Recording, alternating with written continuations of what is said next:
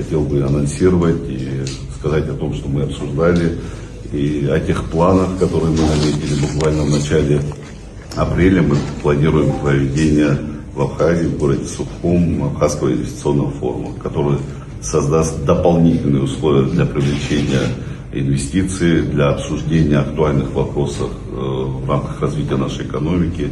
Это такие отрасли, как и туризм, и сельское хозяйство, программы.